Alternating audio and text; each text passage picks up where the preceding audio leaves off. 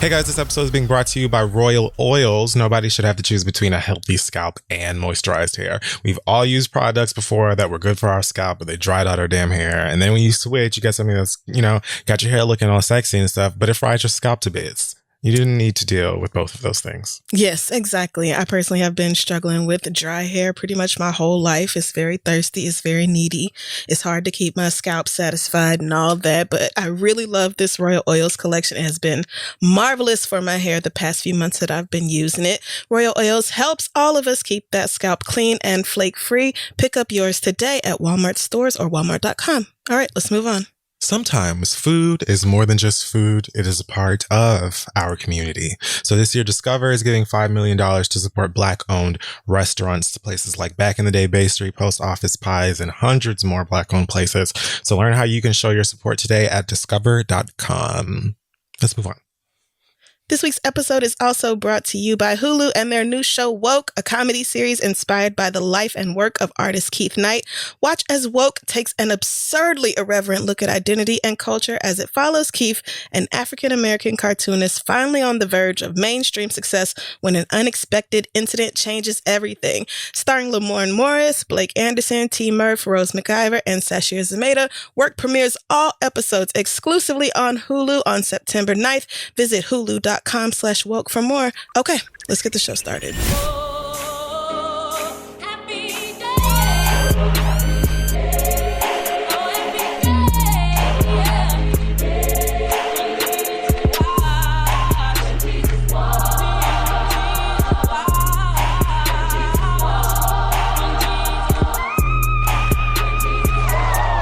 Hello, everybody. This, Oh this is your good ass girl, Adele. Enough time me did I try telling you say, me is a real Jamaican bad girl.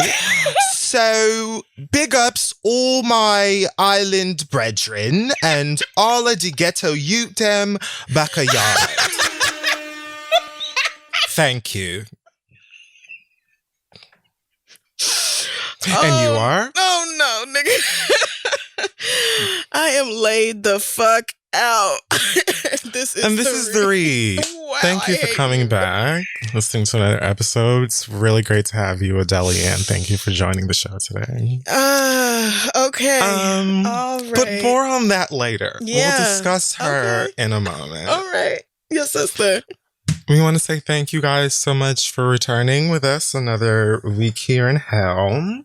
But we're going to keep things going as normal, with some Black excellence. So I just want to say, I'll start by saying, I decided not too long ago that I was going to watch all of the MCU movies in the order that they were released, just so I could I didn't want to watch Avengers Endgame a second time before I watched all of the movies back to back.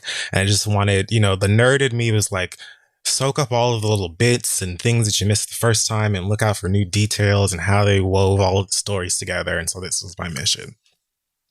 A while ago, I watched again for the umpteenth time Captain America Civil War. Captain America Civil War is the first appearance of Black Panther. Chadwick Boseman stars as one of my favorite superheroes of all time. And it's the first time that we get to see his cinematic debut. And I was just, once again, I've seen this movie so many times. And again, in my dedicated nerdy stand-up, I was just like, ugh, what an intro. I love how badass he was. I like how, he spoke to people, how true and authentic the character was, and how well Chadwick Boseman played him and brought him to life and everything like that. Fast forward a couple movies later, we have Black Panther, the film itself, what we all have been waiting for. And that was what I felt in Civil War times 1000. And I was just like sitting surrounded in all my Black Panther collectibles. Once again, my dog is judging me like, why is this the person that owns me? Like, I don't understand. But I watched it, I stand again, and I just lived for how, I get to see this and on this platform with this kind of budget and this kind of authenticity and respect in my life. And I was so grateful for seeing it, or for being able to see it once again. The very next day, I find out that Chadwick Boseman has passed away. And oh wow. This literally, like, I was watching Infinity War, because Avengers Infinity War is the movie that comes after Black Panther. And I paused it literally right before the scene goes into Wakanda, because I was like, all right, we're about to get the king again. All right, round 3, I'm prepared. Let's do this. But I was like, I'm going to pause this, go warm up some food. And then when my food is ready is when I'll watch the thing. So my food is warming up and I jump on Twitch to watch this guy playing a video game. And in the chat of the Twitch, someone post Chadwick Boseman dead at 43 or something like that. And I'm like, okay, Twitch is full of terrible, terrible dirt people. Mm-hmm. Surely this is a troll and this can't be true. So I flew my ass over to Google and looked it up. And of course it was true. I'm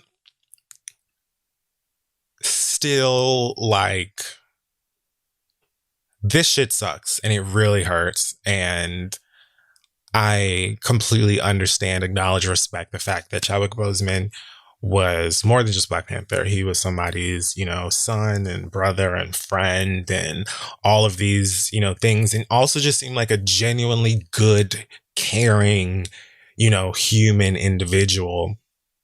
But talented as well, and poured talent into numerous characters that mean a lot to many people, especially Black people. Thurgood Marshall, Jackie Robinson, James Brown. And for my nerdy Black ass, Black Panther. And so to know that he was dealing with what he was dealing with, cancer specifically, which is just like, I can't say enough or properly verbalize how sick and tired I am of that disease. But to know that he poured himself into these roles, went out and did a ton of promo that was, very likely tiresome, right. And had to be, exhausting while he's dealing with everything else. And people don't even know this. Chadwick Boseman, at least for Black Panther, completely redefined the genre and reintroduced it in so many really impeccable ways, and really respected it and lifted up that character in a way that I was dying to see for a long time. And for that and everything else he's done in his career and in his personal life, his legacy will be great. But it sucks because I really feel like we lost a king. Mm-hmm. And yeah, with everything else that's going on in the world right now, it's just like, my God, what the fuck else does this year honestly have? I mean, why are we losing people like Chadwick Boseman, but this fat ass fucking cheese doodle is just walking around orange and bronze every other day, smiling and kikiing and laughing? Why can't she be the one? Why can't that bitch drop dead? I feel the same way. I just don't understand. But anyway, Black excellence for me this week is Chadwick Boseman, for everything that he's done career-wise, in terms of philanthropy, all of the amazing things that he's done to really affect people. And I hope that he knows that, he had a really profound impact on a lot of nerdy losers like myself, even, and how you got other people to realize how sickening this character and story has always been. I'm super grateful, and it sucks. So that's my Black excellence. Yeah, reading the tributes from the people who knew him and worked with him, Ryan Coogler's especially, was really, really beautiful. But I just can't even imagine going through chemotherapy and all them treatments while working the way that man worked over the past 4 years. Like, it really just blows my mind that he was capable of doing it for as long as he did. So I don't know. Black Panther, I'm one of those people who did not give a shit about comic books and the comic book world and all that. And now Black Panther is the movie I've seen most in the theaters. Like, I just completely fell in love, and Chadwick Boseman had everything to do with that. And the other stuff he's been in, the Jackie Robinson movie and all that, I'm just like, so not only were you this talented of an actor, but you were also like genuinely a good person. Yeah. Like, you're just a sweet, loving, gentle, wise soul who came here to make a mark and change the world. And you just, yeah, it feels like we were cheated out of something. And I send my condolences to his family and the people who knew him best, because this is just awful. Okay. So with that, we're going to move on into our pop culture segment. Hot Tops, the In Glory Holes Bastards. Yum. So first of all, let's talk about Adele. Oh yeah. And Wilson. Let's do that. So many of you have appeared in my my mentions and places, sending me all kinds of direct links to a photo that Adele posted on her Instagram page that is captioned, and I quote, "Happy what would be Notting Hill Carnival, my beloved London," with a London or British flag next to the Jamaican flag. And she is here showing off her belly and cleavage, and I should have said belly, breasts, and Bantu. BBB. It was right there. It was right there. Yes, we've got tits and hips and knots and feathers, and I don't know what kind of print these leggings are. What you would call this? I don't understand it. I don't understand the yoga pants with this Jamaican swimsuit top. I don't get it, but okay. I feel like as far as carnival attire, this is like overall not a very strong presentation. Myself. I'm just not noticing the gold hoops. Yeah. I'm just now seeing those. Lots of little golden accents. Again, I don't understand where the pants come in. No. Or the feathers. So I will say, as a Jamaican American young man, I don't care about this. Like, I know that London is chock full of Jamaican people, and a lot of the culture, the sayings, the events have rubbed off on people who are just from there, much like a lot of Torontonians, you know, like Aubrey Ann as well. Aubrey loves patois and brown stew chicken and things as well. And, you know, it's got to be because surrounded by them. And because brown stew chicken is delicious. It is, from God. So I don't really care about the bikini top. I actually think it's a cute top.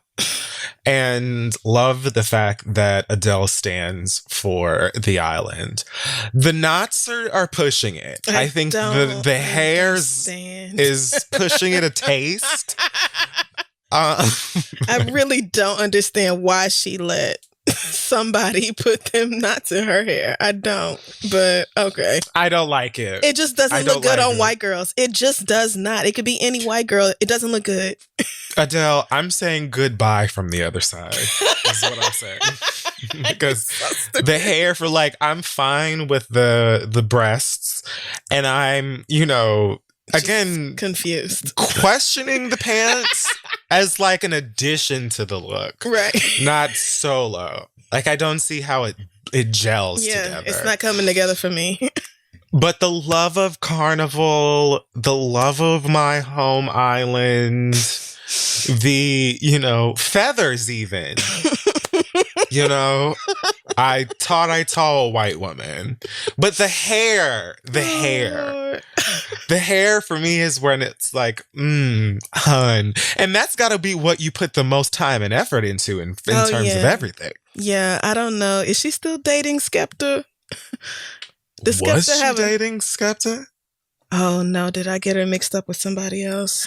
Adele's one of those people I just wait for her to tell me in the album. I don't really keep up with her, like, personal life too much. I don't think I follow her. Let me see. Okay. Does Skepta have a sister or an auntie? Because somebody put them knots in. Oh, my God. Julie Adenuga.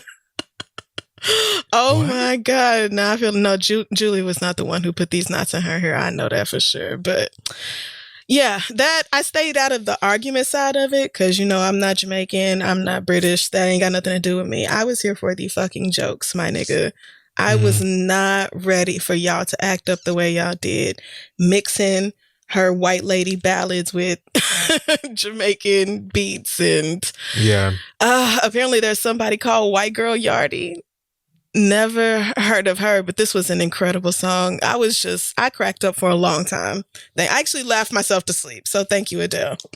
The funny thing is, there are probably at least half a dozen Jamaican artists that have made their own remixed, recovered version of a ton of Adele songs. Because what Jamaicans love motherfucking doing is taking the melody of some top 10 Billboard song and then like re-singing it over like the most island production, and we love it, and our aunts and uncles play it when we get together, and you often will hear it while smelling something being jerked. So I feel like, what, if mama loves the black, green, and the gold, I'm fine with that, even in bikini top form. But the hair for me, it didn't need to happen. We could have done a bun. Yeah. We could have done like pigtails. We could have gone natural, whatever that is for her. But this Jada Pinkett Smith in the Matrix. Nope. Did not understand it, but That's where I had to get off. But other than that, and I'm sure she thought she was showing love with this. Like, I'm sure she did, but girl. And Jamaicans love this. Like, Jamaicans, like, born and bred, you know what I'm saying? Like, oh, do they? Typically don't give a fuck about white people from wherever the fuck loving Jamaica. Like, Jamaicans live for this. They go the fuck up and they love seeing their islands' influence spread across the world and stuff like that. Maybe that's why I'm American born. About it, so. Maybe. I'm American born, and cultural appropriation is just the thing that it's always been in my face. Caribbean heritage aside. And I'm a bit more sensitive about it myself as well, which is why I don't mind you going to Carnival. It's fun. Or, wearing our flag. It's pretty. But it's like, if she starts singing, in patois, that's where I have to get off the bus. And, that's it for me, and again, the hair. You really, you stuck on this hair for good reason, because it is so bad. But again, the whole look is just not giving me Carnival. But you live your life, Adele. You go ahead, girl. 2020 is rough, I know. It definitely gives me, you know what? We're gonna have Carnival tomorrow anyway, and you grabbed whatever you found. And you called your closest black girlfriend to come and wrap up these knots. Because this looks like this is probably her backyard. This is like a pool, right? With a bunch of lawn. This is probably her house. This looks honestly like she was in Jamaica at a resort somewhere. Oh, maybe that's it. Like, to me, this gives you were on vacation. Okay. Well, but I have no idea where she is. Yeah. I mean, in these yoga pants, she has to be relaxing. It probably is a resort. Don't know why they couldn't match. She literally just got up from yoga and put them feathers on and went outside. And she said, you know what? She probably sparked a blunt and halfway through it was like, you know what? I look good. No, I look good. Yeah, absolutely. Let's fucking do. And all the white people were talking about, what waste, hashtag what waste. Meanwhile, Black Americans were arguing with Jamaican people about whether or not this woman had the right to do this. Like, no one gave a fuck about this girl losing weight. Yeah, not on the west side. That's not something no. I mean, I already knew you were small, so yeah, that's not blowing my mind. Right? It's more like this outfit. How did it come together? Walk me through it. But yeah, yeah. Marijuana had to be involved. It just has to be. Like, there's no other excuse. No. And white people honestly believe that all Jamaicans get high anyway. They really think that you step off of the motherfucking the plane at the airport. Oh yeah. And they just hand you a blunt at Marcus Garvey. Like, that's not what happens. So like I said, I would not be shocked if somebody lit up a doobie and they said, you know what? Wrap this hair up, honey, and go on down to the party store, get me some feathers. And some of my jewelry from upstairs. We're just going to make something real quick. And we're going to have carnival anyway. Bring me my colorful bracelets. That's what this was. The ones that jangle. She borrowed this necklace and them earrings, though. Oh, absolutely. I know that. I just without question, this was not her personal collection. I just want to know who did the hair. That's all I want to know, because I feel like you could have given us a regular old white girl swoop or wavy whatever with all of this, and I still would have questioned some of the pieces as a unit, but I wouldn't have been like, oh, I'm concerned. Oh no, she asked the concierge, and they sent up a girl, and she tipped her extra. You know what? You are right. You are right. Absolutely. She said, "Who can do my hair?" And they sent somebody up too sweet, nigga.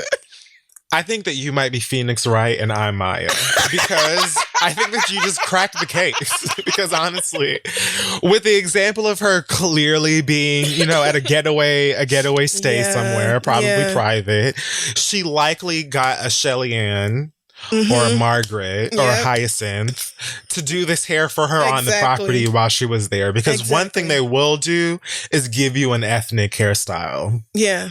I mean, and I have seen that many times. I was like, Jamaicans clearly don't mind white people in braids, because they will absolutely cornrow your shit. Listen, as long as said white person is paying for said disgust braids. I don't give a shit. Listen. I'll get these fingers to work. Yeah, Adele, just tread light. I'm not bent over backwards over this. The bikini top is cute. The attempt. The attempt is nice, and I respect that. And I also once again acknowledge that Jamaica, London, peanut butter jelly. But that hair. But you know something? Again, I know one of these niggas is probably one of these motherfuckers in the background that did the hair too. Oh yeah, may have been, but yeah, girl. Homeboy with his hands up in the picture is probably his wife. What? Oh, his wife did the hair. Yeah. Yeah. Probably so. I would not. Everybody made a bag. Just don't do this again. Please leave it alone. We don't need nothing but nothing ethnic, please, for at least the rest of the year. Because I don't have it in me to cancel you right now. I'm very tired. So just please. Just don't do this ever. Please. Please. I wouldn't even mind her singing over a very nice reggae-infused steel drum-esque song. But don't go the Drake route. Drake really out here acting like he grew up. Album. No. And it's Kingston. And we're not going to do it. So I took a peek at Brandy versus Gunna before everything started. Before we started recording. And couple things I noticed. It was at 1.1 million views when I checked in, which is not something you see often, but makes sense to me. Also, let's discuss the fashions. Brandy was definitely dressed like one of the Mitchell aunties that takes edibles and stays above the family drama. And possibly tells Moesha to get her shit together. Her shoes reminded me of like someone who keeps their yellow pages up to date and their white pages. It was like a white mule slide. Yeah. That's not ever okay. It felt to me like she's always got her baby's school raffle tickets for sale in her pocketbook. Like, that's what the shoes said. Meanwhile, Monica was dressed like, wet ass pussy make the pull out game weak or whatever Belle Khalifa said. Correct. It looked to me kind of like she had just DM'd CMurder like a link to the stream. Okay. Or C for civil rights. I said he should change his name to C Rights for civil rights, but also because you write raps. I'm speechless. You girls are welcome. Have fun with it. I don't even need a credit. I don't want a nickel. I promise you. I'm just trying to be helpful. That's a good one. I also caught a lot of shade and strong attempts from both sides to stomach one another's presence. Listen, they cannot stand each other. I felt like that was obvious. That jumped out at me from the damn screen. I was like, oh, these two are barely tolerating each other. Yeah. Barely, like... At one point, was it So Gone that Monica was about to play and she was talking about how she be kicking down doors and smacking bitches, and Brandy was like, oh, I know, I'm one of them. And I was just like, oh, god damn. And afterwards, she said some shit like when Monica did like the kick or something, she was like, I saw you do the kick, and I was like, oh shit, I got nervous. It was shade for shade for shade for shade for shade. But you know what? For people who can like stomach that stuff, that's what they were hoping for. I feel like everybody is winning for that. For me, it's far too cringe because I was just like, I was enjoying myself. Oh, it's so awkward. I couldn't. And knowing that 1.1 million people were watching, I'm like, give me the highlights. And they were both singing too. So it was like nice in that regard. But I could see how if people being weird with each other makes you uncomfortable, that you would not be able to stick around for that. Because they were definitely, it was very church nice. You know what it is? It's when it's like live in front of an audience and it's like very transparent what's going on. Yeah. But the people have to do the best to keep a straight face. It's almost like when someone is like bombing on stage as like doing comedy or performing or something like that, and I'm like the one person in the audience that's not going to be petty and like just wants for everybody else to be on the same page. But like, people are just relentlessly tossing tomatoes or cackling and heckling.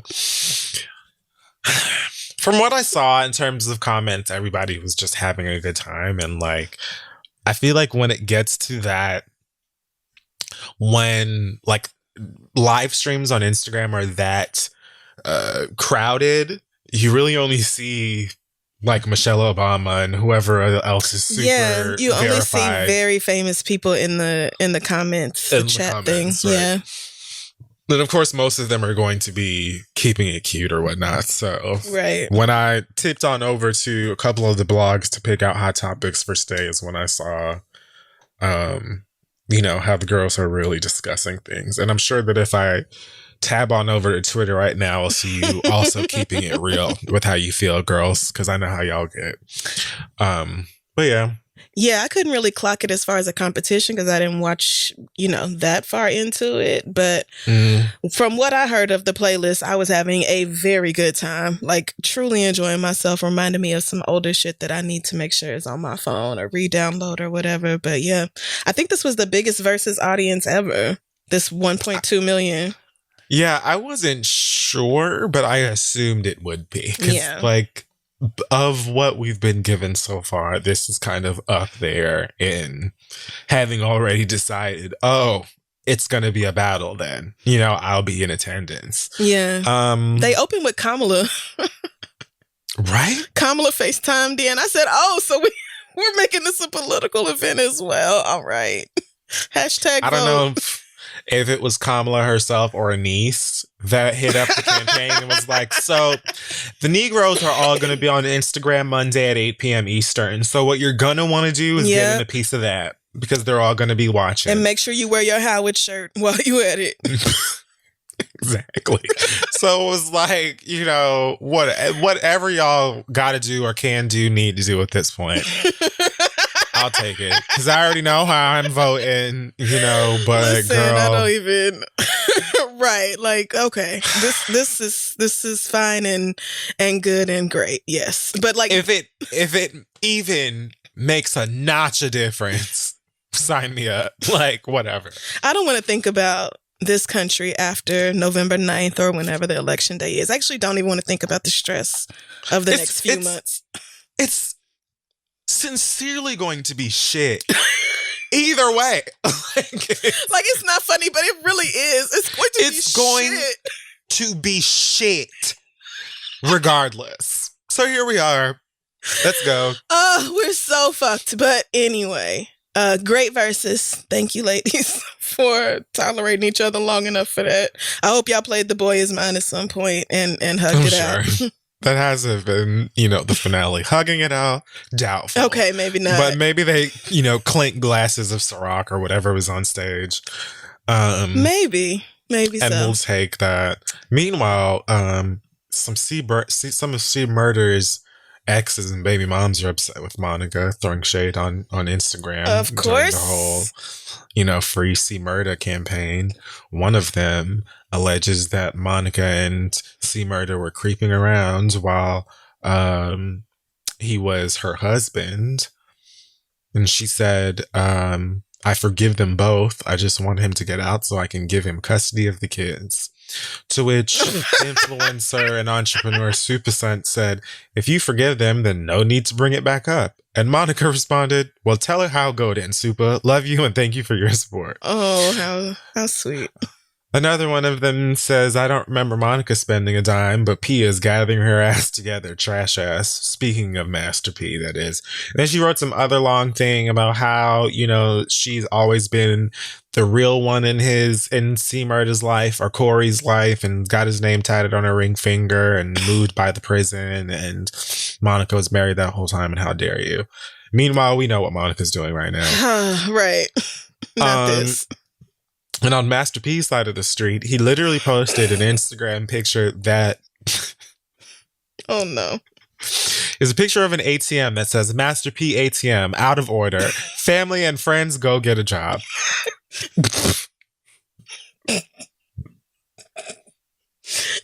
Now,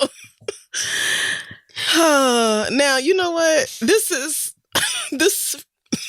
when I first saw this, I was like, this feels cold-blooded, but also I have never been a multimillionaire who had to support multiple family members over decades. So, you know, he been paying for niggas to live for 30 years. I can understand being like, I'm done. Like, I'm fucking done. I'm not paying for your fucking Hennessy parties no more, nigga. Like, so, you know, I decided to let people who have actually been in that situation make the judgments on it. But yeah, I cackled for a good long time at that one.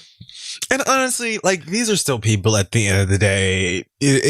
I mean, everybody, well, not everybody, but many families have squabbles and drama and stuff like this, especially if you're discussing someone who's incarcerated, someone who's passed, someone who's sick, someone da-da-da-da. The difference is that they have, you know, they're under a magnifying glass in a sense because they're famous and stuff like that. Doesn't mean that they're above family drama. If anything, they're probably going to have more family drama because somebody in the family is famous and has a whole bunch of money, you know? So I don't know you niggas. And because you are family, you have the ability to next year, next week, years from now, or never, come together and work it out and figure out what you need to figure out, Instagram aside. This is just another thing for us to pick at because it's live on Instagram. And posting a fucking ATM that says your name on it and says family and friends go get a job is fucking hilarious. We didn't need that phrase down at the bottom. That's really what sold it. That's really like he really made the ATM tell them, go get a job. Like, how tired do you have to be? What did they do to you? I forgot he named two of his sons Hersey and Mercy. I love being black. Let's just move on. Love being black. Well, Niecy Nash is married. She posted photographs of her recent wedding to Jessica Betts. Yes. Mm-hmm. Jessica Betts, singing, songwriting extraordinaire. Miss Niecy Nash is in a whole ass marriage with a woman, and we welcome her to the community. I don't know if this is the thing that we knew. I don't know if she was out before or what. I guess she's coming out. I don't know. Yeah, I don't think so. I think this is her coming out story, but yeah, I was stunned. It's been, less than a year since she was divorced. So. Or were you stunned? All right. I had a lot of feelings. I'm mainly just really happy for her and shocked because I don't know why. I just did not see this one coming at all. And her nigga is very cute. I mean, well, how do you know? Yeah, it wouldn't be none of my business no damn way. But, she looks overjoyed. And I know how fast my people like to move. So I'm not even remotely shocked that, And honestly, not at that part. When you've dated niggas, the average lesbian will be an eye-opening experience. Oh, my God. Where you'll be like, people can actually... Listen. Consider me and Because I bet this nigga just listens. I bet this nigga listens and actually remembers asks things she says, how her day was, and is interested in the answer, genuinely cares, has follow-up questions, and reciprocates the energy that Niecy is giving. Provides a dialogue, multiple and not a orgasms. It's what's not to love? So, yeah, I'm very happy for her. Very, very happy for her. What I discovered when I did some digging is that her wife is actually the winner of the one season of that Missy Elliott talent reality show that was on UPN called Road to Stardom. And the crazy thing, I didn't know until I looked it up today that that's who it was. I didn't remember. But the only thing I remember about that show is literally that Mona Scott was a judge. Tina Marie was a judge. And that this girl was a contestant in one. That's the only thing that I remembered about it. But it wasn't until I looked her up that I was like, oh shit, that's who this is. Still has a great voice, looks good as fuck, and I think that they make a fantastic couple, or a really hot couple. And I also am weirdly loving the fact that them curves that Niecy has are over here on a woman's lap. Because niggas are gnashing their teeth right now. They do not understand how this could happen, but I do. I know exactly how this shit happened. Shariel, somebody, I don't know which one of them hoes sent me a screenshot from Jessica's Instagram, and I said, oh yes, I see exactly how this went down from start to finish. Apparently she played the wedding singer on an episode of Claws where Niecy Nash's character was getting married. Oh! And so maybe they met on set at Claws. Who knows? Who knows? But, these two, they are radiating joy. They really are. They look thrilled. I'm happy for them. Love wins. Yay. Congratulations and things like that. And may your marriage be nothing but blessings and shade and extended getaways and, I don't know, picking out furniture, whatever y'all gave. They just, they finna go home and be happy. I love it. Well, one day. R. Kelly's attorney would like for him to be released from the jail because he got his ass beat by a fellow inmate the other day. Allegedly, this inmate was angry because the facility was placed on lockdown number of times due to R. Kelly protesters wasting everybody's time and energy and construction paper outside of the jail protesting. So now, I don't know what exactly is most miserable about a prison lockdown. I would assume visitors don't happen. You probably can't get any ruffles from commissary. Maybe you can't go work out. I really don't know. Yeah, I think you can't move at all. I think you just have to stand by your bed or whatever. Yeah. Jesus. Yeah. Outside of literal prison, it sounds like it sucks top tier.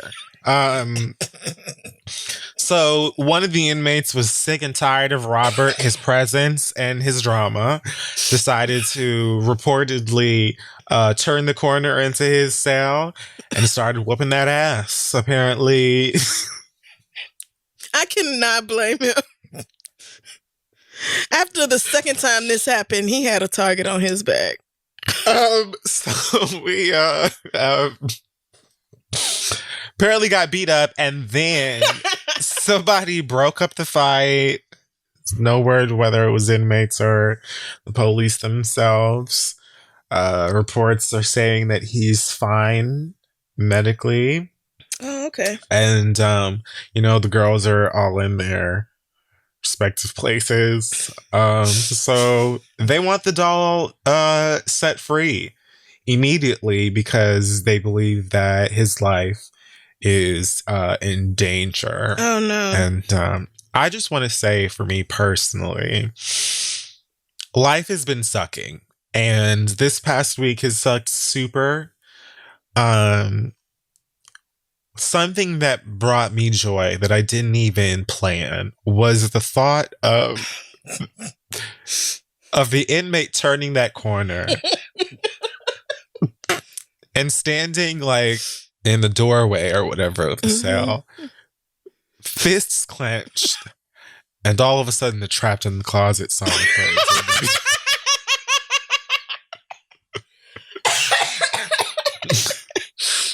No, nigga, that's too much. He just starts singing like, to in the closet. Been a long minute since I had me some barbecue chips. And you done fucked up, so I gotta whoop your ass, bitch. Like, what? I don't know. What?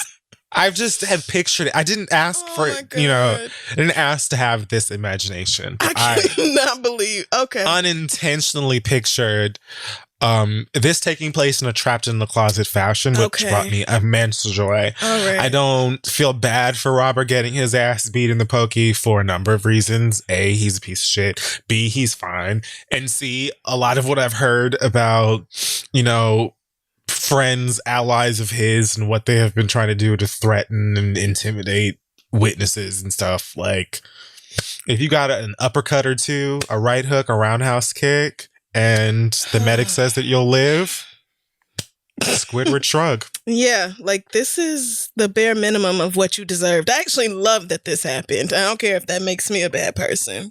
Me neither. I was just, because the idea that somebody would take time out of their day to go advocate on behalf of R. Kelly for free, it's just not something, it's not making sense to me. And then the people who have the unfortune of being in the same, like, I don't even know, block or whatever as you, and having to constantly be on lockdown and extra security and all that shit because of you, yeah, you gotta go.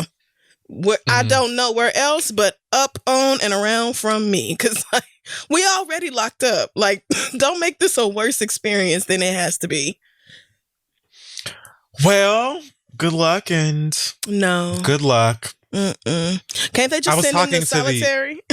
I was saying good luck to the inmates that just want to do, God's work, some bench presses or whatever. Carrie Hilson had an interview on Claudia Jordan's Zoom series. And she discussed a number of things. Most of it was sort of capsuled in a discussion about mental health, dealing with depression and stuff in the wake of coronavirus and finding ways to be at peace and whatnot. But she also pretty candidly discussed the whole Beyonce diss track thing, how she was essentially threatened by her label. This is Polo Don and them, I guess. Threatened by her label to like suffer career consequences had she not recorded this Beyonce diss, and that, you know, she would do things differently, and, you know, the industry's so fucked up. And it almost sounds like at the end she just kind of wasn't even sure if she wanted to come back to music or not. She's like, if she has the fight left in her, or if the fight comes back at some point, then she would, I guess, get back into the game or whatnot. So for me, I feel a couple ways. You know, I don't wish like really crippling depression or depression of any kind on anybody. You know, I was definitely someone who was very vocal about all of Carrie Hilson's crimes against the Hive. And I feel like, you know, same. On one hand, I know that there have been many people and labels that would not bear the brunt of a Beyonce backlash, right? That have encouraged female recording artists to be like, take a shot at Beyonce. She's the one we got to take down. Do it. I know that they have done this to several other women in music, specifically Black women. The thing is, I don't know of many or any that were like, okay. Like, I don't, Carrie is the one who was like, yeah, sure, I guess. I don't think that makes her any more at fault than the niggas behind the scenes who God only knows what the fuck they're doing now. But I do hope that at least now she is in a better place emotionally and mentally. And I think that it would be nice for her to come back to the music industry in some regard, whether she's writing music for other people or making her own album. A big part of the thing that made me such a huge Carrie Hilson stan when her first album came out and when I was like first introduced to her was her songwriting ability, but it was also coupled with the production, because she was working with Timbaland and Danger Hands and all these people who made really, really great beats. If she doesn't have those relationships anymore, I'm sure she can still obviously write a great song. I don't know how her music would sound, but I'm interested in hearing it. And it sucks that like dumb shit that she was influenced to do by whatever of niggas in Atlanta. It's like not only led her to like almost not or seemingly not having interest in music right now or at all, but also, you know, leading her to places where she feels like shit or, you know, is depressed or confused or whatever. That shit sucks. But yeah, I don't really know what to make of this interview or moment outside of that. I wish her the best. Yeah, I mean, you know, good for her for talking about it. It's probably gonna be a cold day in hell before most of the Hive lets that go, but you know, the Hive is not literally everything, and you can still you can still, you know, have your music, write for other people, put out your own stuff if you want to. The more Carrie Hilson got into her career, the less I got into her music. So I don't know if she's making something for me, but also it's been a while. So her first album was so good. Nigga, so good. It was so good. It really was. It really was. So, you know, she can come back and I would give it a fair listen. I certainly am not still mad at her for something she did when she was like, I don't even know how old, but like mid-20s or something. I don't know. Like, I was certainly in my early 20s when all of this stuff was going on and shit like that. And like, girl, I'm too old and have too many bills to pay at this point. I'm a whole to give a fuck about some song that you recorded forever the fuck ago. And I feel like a lot of the Hive that were livid about it at the time are probably also older. Not to say that they're all going to be mature about it, but girl, like, oh, that is true. That is true. I feel like a lot of us have to be older. And if you are like in my same age range or older and still like, man, fuck Carrie Hilson. Fuck Harry Kilson. See, there you go. That was on exit. Okay. If you're still saying whatever the fuck I said in that dumbass YouTube video, like at this point, like, girl, okay, come on. Like, let's move on. Yeah, I don't know if the younger hive has picked up on all those same habits, but you know, this girl has suffered enough. I think we have done enough. We really have, y'all. We sent a clear fucking message. She is paid more than enough for her crimes. Like, far more. Remember when she wouldn't hold up the magazine? Yes. With Beyonce and what's his name on the cover? And everybody's like, should have held up the magazine, bitch. Now we're back on your head, bitch. Like, yeah, let's leave her alone. It's fine. Yes, we have done a lot. So last but not least, Miss Cardi B created a bit of a political kerfuffle the other day. Did she? But she didn't start it. Oh, Lord. A Republican congressional candidate, former that is, named Deanna Lorraine, tweeted the following during the Republican National Convention last week. She said, America needs far more women like Melania Trump and far less like Cardi B. Whoa. So Belcalis retweeted this and said, didn't she used to sell that WAP? And then she retweeted it again with an old photo of Melania Trump posed nude. Oh, Lord. That says, caption says, this pic giving me, yeah, you fucking with some wet ass pussy vibes. Just saying, with a shrugging emoji.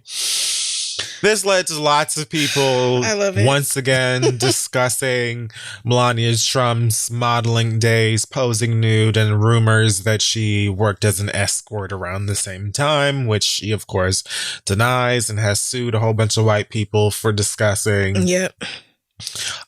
Personally, as far as this one individual moment goes, I loved it. I actually enjoyed these tweets more than I enjoyed the song. And oh, damn. I really appreciate Cardi's contribution, at least here, therein, to the political movement and the discussions within the sides of people who have sense and don't have time for bullshit. Personally, I would think that Republicans would be less concerned with Cardi's alleged wet ass pussy and more concerned with the psycho ass motherfuckers like Kimberly Guilfoyle or whatever that crazy white woman's name is that was doing all of that motherfucking screaming during the RNC. Did you see that one white woman in a red dress who was like yelling like Mojo fucking Jojo at the RNC? Oh, wait, was that the first night when the best is yet to come? Like losing it like a maniac. I saw that, and I saw the one of I don't even know which Trump son it was. I can't say the ugly one. That doesn't narrow it down. But yeah, it doesn't. Both of them looked highly out of it. So yeah, would not be shocked. They were all basically like smiling ear to ear and maniacally laughing while cracks of thunder and lightning sparked in the background. It was insanity.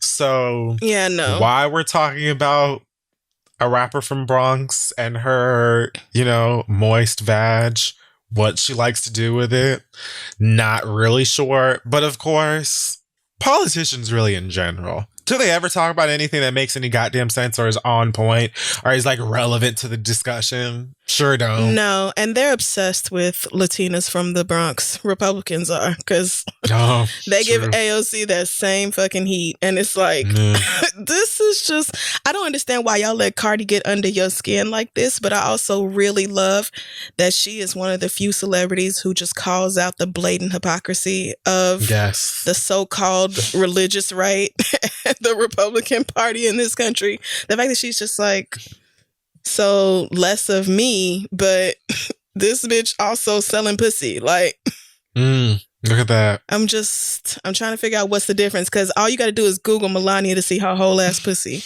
It's right there for free. It don't take a lot at all. 2 clicks. So, and I doubt that she took those photos for nothing. So, like, y'all have things to focus on going on in the country right now. Right now, this country has a whole lot of fucking problems. Why are you checking Billboard and looking for rappers to argue with? I'll never understand. But like, pick something to do. Just one task, because there are many. I'm just waiting for the debates when like Kamala Harris and Mike Pence will argue back and forth about Doja Cat young boy never broke again and absolutely not Lyra Galore or whoever. Oh man, I mean, I almost forgot the debates were happening, and I guess you think they'll be in the same room, or you think it'll be like both of them on FaceTime or whatever? I really don't know. I feel like they'll probably do it in the same room, or they'll at least try to do it in the same room and have whatever little, social distancing guidelines, put like COVID tests at the door, plastic between them or whatever, plate glass, and opposite sides of the stage. Yeah, that's real. Homeboy, Chester Cheetah is allegedly very amped to get the debates going. Now, see, I'm not worried about Kamala versus Mike Pence. Like, not at all, child. Kamala could out-debate that man in her sleep. Like, however, Joe Biden and that dementia that likes to kick up every now and then. Hello, let's go. The only reason he's not completely fucked is because Trump has the same goddamn issues. That's like neither one of y'all are spring chickens. Both of y'all are deteriorating. It's basically Mermaid Man and Barnacle Boy. And it's like, I don't know what either one of you motherfuckers are talking about. That's gonna be a shit show. But Trump is more likely to stay like on topic of whatever his fuck ass agenda is. Meanwhile, Sophia Petrillo over here just breaking into Sicily 1920, and we're all like, what the fuck are you talking about, girl? Yeah, that I'm not.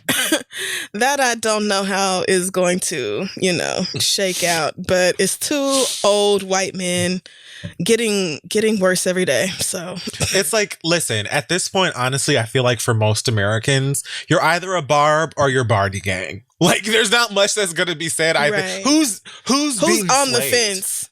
Yeah. Right. Who doesn't already know? Like, how is it? And if it's a toss up for you, I really want to know how. I really want to know what is.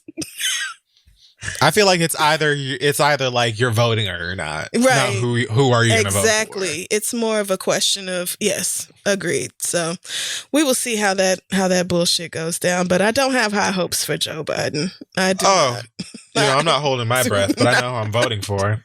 Right. No, that's not a question. Like, Trump is not an option, but it just is. Listen, flame Biden and Harris for whatever you want to flame them for and hold them accountable for when they are in that motherfucking house and we're trying to like, undo some bad. I don't give a fuck about any of that shit right now when like a blatant tire fire is running the nation. Yeah. There just isn't, there's no comparison. I don't understand. Right. But like you can say what you want about Hillary Clinton, but we would not have 185,000 Americans dead from this fucking virus if she was the president right now. I bet you that much. I don't know if people's innocent children would have been caged up like bred animals. I don't know if perhaps, but because she's not great on you are right about that. Some of them their issues, but we have, this is a shitty choice to make. Like, yeah, you're choosing a shit option over an option that is like flaming shit. So yeah, that's America. That's a two-party system for you. But maybe enough people vote that we keep the House blue and flip the Senate blue, and then maybe they can actually, impeach Trump and remove him from office this time. But like I said, even if Biden wins, we're going to have to deal with so much bullshit and violence and hysteria from all of the fucking knuckle dragging chud ass conservative morons from around the nation who have had their sweet intolerance ripped from their cold hands.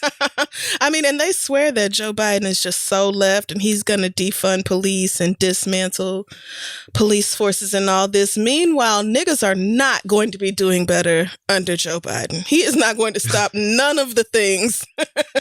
He is not going to fix any of the societal ills that plague Black Americans. No, he might not hurt us as much as Trump, but that is the best we can possibly ask for. So like I said, very shitty situation to be in here, but I just cannot abstain from voting. I never have. I can't do it now. And right. I just have to, girl. I'm going to just vote for Kamala and them. And I'm going to look at it as voting for a Black girl to be a heartbeat away. Right. I'm going to look at it like that. I'm going to try to, because we are just this fucking country, man. But anyway, that's not what we were talking about. Yeah. Cardi may not be the most, pristine political analyst, but damn does she make some of these moments fun and really point out how much of a circus we're dealing with in terms of this government. Yeah. Who knew? Oh, God. 2020 just keeps on trucking. Well, that's it for the Hot Tops this week. We're going to take a break and then we'll come back with your letters. So guys, this week's episode is being brought to you by Skillshare, which is an online learning community with thousands of inspiring classes for creative and curious people. And girl, let's be honest, you got some time on your hands, some extra time with everything that's going on. So why not explore some new skills, deepen passions that already exist for you, or just get lost in all kinds of creativity. Skillshare offers creative classes designed for real life and all the circumstances that come with it. Those lessons can help you stay inspired, express yourself, and introduce you to a community of millions of people. At a time when so many important conversations are happening in our world, your voice is more essential than ever. So explore classes to unlock your creativity for social good. Skillshare has classes to fit your schedule and your skill level. Plus, their members get unlimited access to thousands of inspiring classes with hands-on projects from a community of millions. It's affordable, and an annual subscription is less than $10 a month. So why not go and learn something cool and fun? Exactly. It's something to keep your mind busy if you maybe are finding yourself with a lot of extra free time these days. Next up for me is this beginner's guide to GarageBand, because I've never really learned how to use it and I want to. And it's right there. In Skillshare, you too can explore your creativity and get 2 free months of premium membership at Skillshare.com/theread. Again, that's 2 whole months of unlimited access to thousands of classes for free. So go ahead and get started. Join today by heading to Skillshare.com/theread. Let them know we sent you. Let's get back to the show.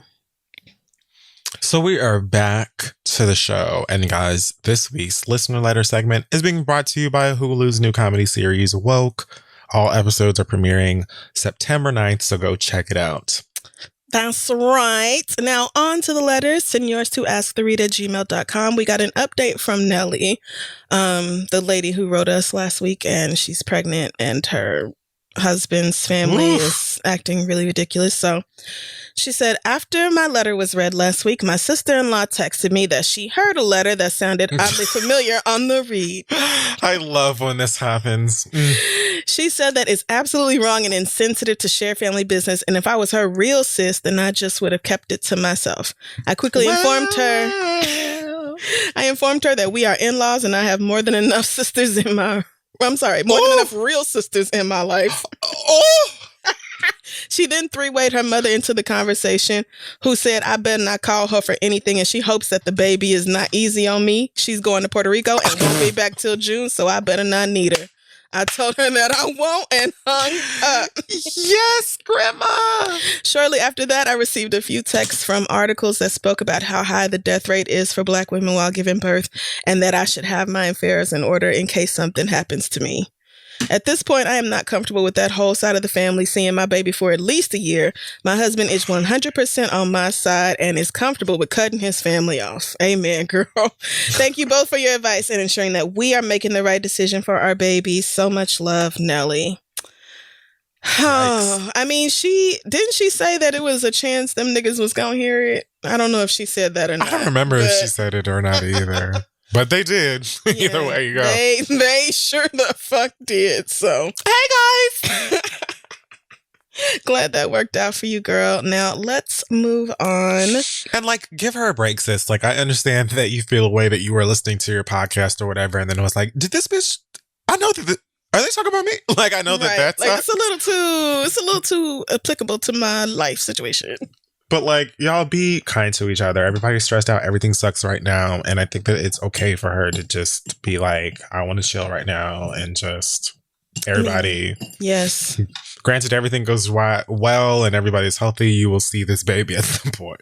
Yeah, but the stankest way, I mean, the way that they were texting her about this, like, I would definitely be on like, oh yeah, y'all not coming through to see my child. So I mean, well, yeah, that definitely enjoy Puerto Rico, girl. Enjoy Puerto Rico. If you weren't going to sail off into the horizon before, you damn sure are now. But I just want everybody to be nice. Okay. All right. This question comes from Pauline, who says, I am 24 years old and I'm from upstate New York.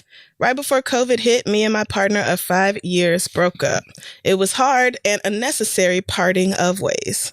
Sometime in March, a month after the breakup, my ex sent me a DM on Tumblr of all platforms telling me to go fuck myself, that I'm glittered garbage, and other slut-shaming phrases. Yeah. What the fuck is glitter garbage? I don't even know. Is that a insult? Because it doesn't.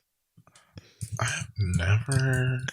I don't know. Maybe he's white. Maybe her boyfriend's white. Oh no, that's what I guessed. But she said nigga in the very next sentence. Ooh, all right. Well, 3 days later, boom, here this nigga go again. But now in my Instagram DMs, asking if we could be on speaking terms and work towards a friendship. What? Yeah. This was 3 days after the DM on Tumblr back in March. Okay. Fast forward to now, and we've been chatting ever since. Here's what has me fucked up. I didn't see my ex's message on Tumblr till just now. Oh, I was like, what? Right. I was blown by that sentence too. Like, how, girl? But yes, for 5 months, this nigga has been smiling in my face, cowardly ignoring and hoping that I hadn't seen his toxic I'm in my J. Cole feelings ass message on a platform that barely anybody uses anymore. Needless to say, I'm a little hurt. In those 5 months, we had gotten closer to becoming friends again, and it felt good to have that connection during this stressful crisis. But now that I done read that damn message, I don't know what to do. Part of me wishes I hadn't seen it since things have been going well between us. The other part of me really wants to light that ass up. What do y'all think I should do? Should I give him a chance again or let the petty take over? Love, Pauline. So... Niggas. Like, this nigga really wrote all of that, and then days later it was like, he miss you no, so much. Gina, don't leave Gina. That nigga miss you so much. The thing about this for me is like, even if y'all have like been cool in the meantime before you knew about it or whatever, I would still be like, oh, so this is how you communicate when you feel a way. Yep. You know, the next time that things don't go your way, the next time that we have a disagreement, you're gonna basically try to violate me or hurt my feelings or like, you know, just be toxic and gross. That to me would be concerning. I don't know if you necessarily need to like bug out on him over it right now, but I definitely would be like, so I read this message that you sent to me just now, like, and I have kind of a couple of feelings on the way that it is you communicate when you feel a way. Because that's not going to work. Because if you think you're never going to have a disagreement again or come close to breaking up or break up altogether, then, you know, you're living in a world I'd love to live on. But your odds are you're going to have a disagreement again. If that thing is going to try to make you feel like trash, I would just go ahead and X him out now. Yeah. Me. I mean, y'all were together for 5 years, so this person knows how to push your fucking buttons. Right. And I would say, like, I can just see this happening. Like, I really can see this happening in my life. I have had exes try to DM me on multiple platforms just to get me to pay attention to their asses again. Like, And I would be irate if I actually gave a nigga a chance and then 5 months later see that he had sent me all this disrespectful shit. So honestly, I mean, if I were you, I would probably be like, this message is enough for me to not even be bothered with you no more. And I get that, you know, he's familiar and things are stressful right now. And it's nice having that comfort and that connection with somebody. But like, y'all broke up for a reason. And you are not, I mean, yeah, you said like y'all were on your way to being friends again, but it's not like you felt ready to jump back into a relationship with them. So, I mean, Kid Fury gave you very good and mature advice to like bring it to him and be like, let's talk about how you act when you mad. But, you know, it is very possible to be mad at your ex or be deep in your feelings and not disrespect them. Exactly. It's very possible. And that's not something that you should just be expected to put up with. You didn't even tell us what all he said, but go fuck myself and whatever glittered garbage is. I'm sure it's a very, very mean insult in y'all's community. I feel like any kind of garbage is kind of like, bitch, not great. Fuck you. I am incredible organic garbage and that's not working. But like, whatever he said to you, I just don't think you need to put up with that. But I also understand why it's hard to let somebody go right now. So pray on it. Yeah, and maybe it could be a situation. Girl, I don't know, because I'm hesitant to tell you to give a man another chance, but I honestly just think that the thing that you need to acknowledge most of all is the way that he communicates when he's upset or when y'all are not in a good place. Yeah, and that is because the next time that it happens, you will likely deal with this kind of energy again. And if that's something that you know you're not going to tolerate, you don't want to deal with, it's best for you, in my opinion, to get an understanding of that now, where it comes from, all of that, so that you can move accordingly in the future. But I also think that it's perfectly fine that, like Crystal is saying, if it's like, oh, so this is who you really be, you know, this is who you become, where you're in your feelings, or when, you know, we're upset or whatever, when we break up or whatnot, like, I don't need to tolerate that shit, and like, I'm good. You know, because I think that's fine. And of course, the nigga will likely make you feel like you are crazy, or you are, you know, out of your mind for reacting to something that happened however long ago. It doesn't matter when it happened. You're just receiving the effect of it because you just, you know, saw it. So I don't think there's anything wrong with being like, you know what, I'm not going to tolerate this shit now or in the future, so we're done. But I think that it's possible for you to just sit and talk and be like, what was this about? And I think that if you don't get like immediately get a mature response from that, I don't think I would even continue the conversation. Oh, you know yeah, what I'm saying? definitely not. Like, I think that if you bring it up to him and he immediately goes on the defense and is like, well, what are you tripping at? You know what I mean? Like any kind of tone that's like not taking accountability and acknowledging that it was fucked up, I would immediately be like, you know what? I'm not even going to do this with you. Go ahead and grab your Jordans and be I'm going to need you to just go because, yeah, no, you're not mature enough for this situation with me. So you got to go. Right. All right. Next question comes from Cheryl, who says, I'm a 50-year-old woman from Baltimore, and recently my son came out as being gay. He tried to come out when he was a teenager, but I didn't know any better then, and my reaction made him suppress who he was, which led him down some dark alleys with drug usage. He's sober now for about 2 years and is in a much healthier head and mind space. My significant other just recently learned about my son's gay lifestyle and has shown some very ugly and nasty homophobic ways, and went as far as telling me that he doesn't feel comfortable with my son having male company at my home because no real man would be comfortable with that. Okay. I tried explaining to him that I'd rather have my son happy and healthy with himself instead of having to hide who he is. But my significant other threatened to leave. Okay. I didn't stop him, but my son took the high road and said he doesn't want to come in between me and my happiness, so he left to stay with a friend until he can find a place of his own. I told my son that he can absolutely always come home anytime he needs to, and I'll always be in support of him. My question to you is, do you think I should have stopped him, or should I just let my significant other go, since I doubt we will ever see eye to eye about this issue? Thanks, Cheryl. Sweetie, Miss Cheryl is 50.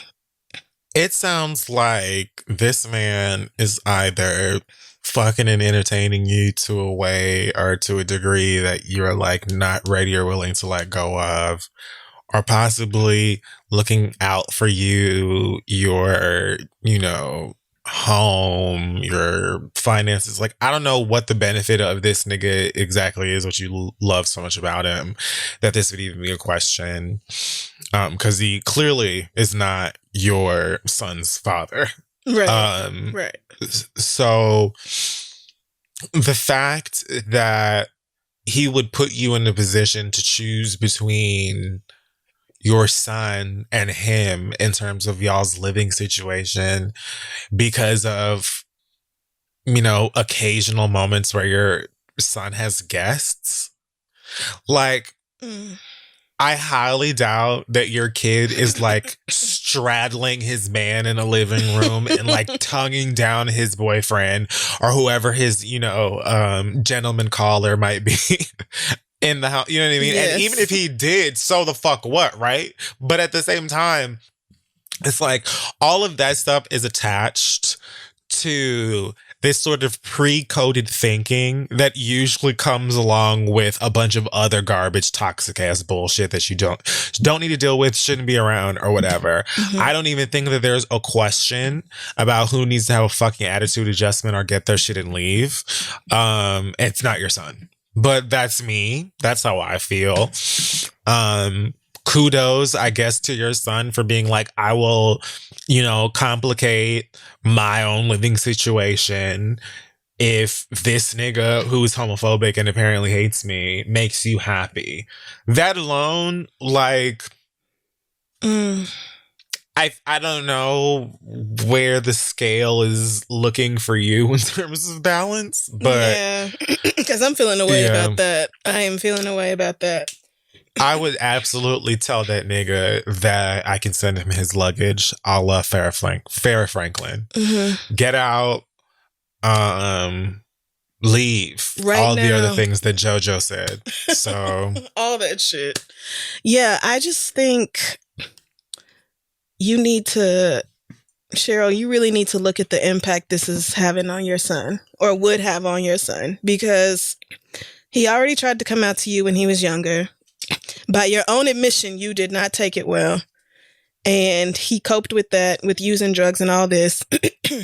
And now again, you are showing him that you will allow somebody to disrespect him and like put him in the position of having to leave you.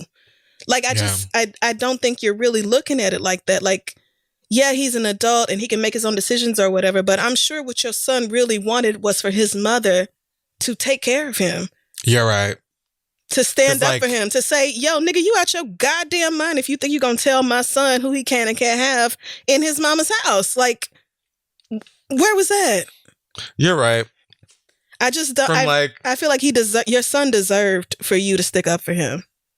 Like you said, when she's already acknowledged the effects that she's possibly had on him due to the way that she reacted to him coming out and things like that.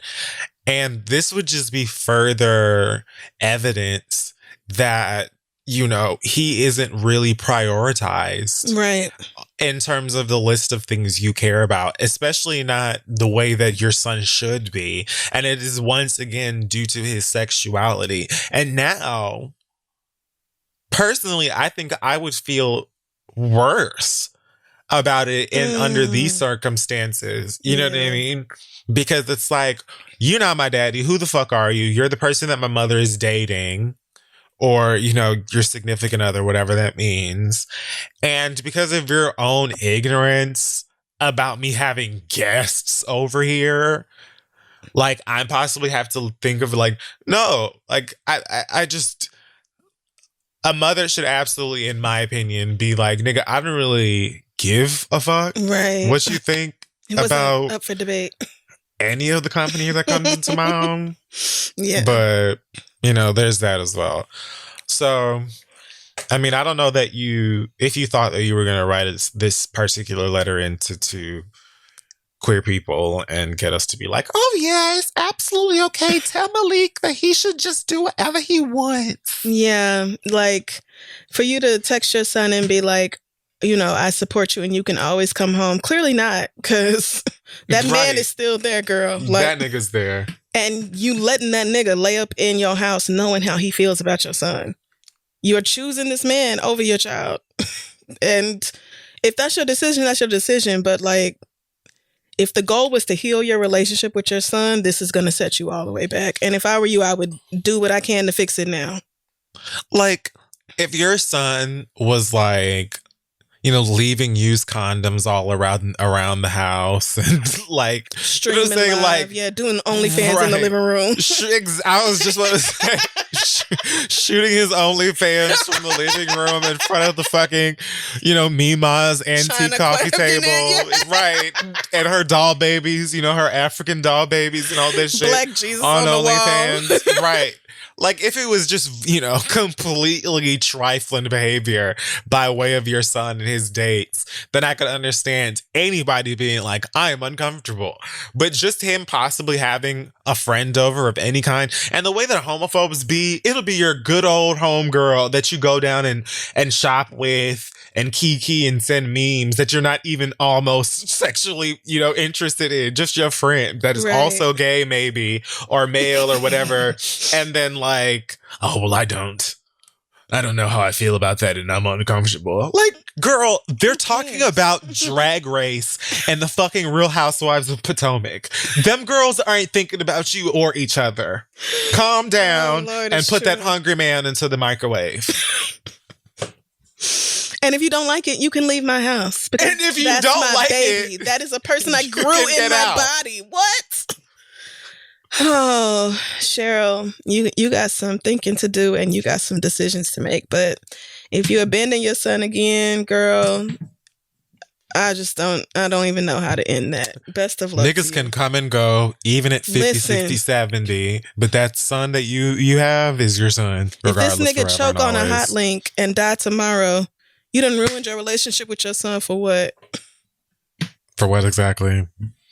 Okay. And honestly, it doesn't even sound like you would have to really be concerned by that, which is even more like heartbreaking for me, because he's talking about, well, I'll just go and stay with my friend or whatever because I don't want to sacrifice your happiness, even though this nigga is being incredibly homophobic and irrational, unreasonable as fuck. But like, I'll go ahead and bounce just so that you'll be happy, mama, even though I've already dealt with, trauma and darkness as a result of, the way that you received me coming out to you when I was younger. Like, if you don't tell that nigga to shut the fuck up or get out your goddamn house. Please. Oh, okay.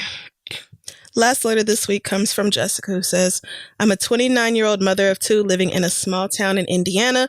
I was born here, and the only other black kid who went to school with me was my sister. Mm-hmm. We did not get another black kid to play with until my brother was born. I did not even get my first real black friend until I was a freshman in college.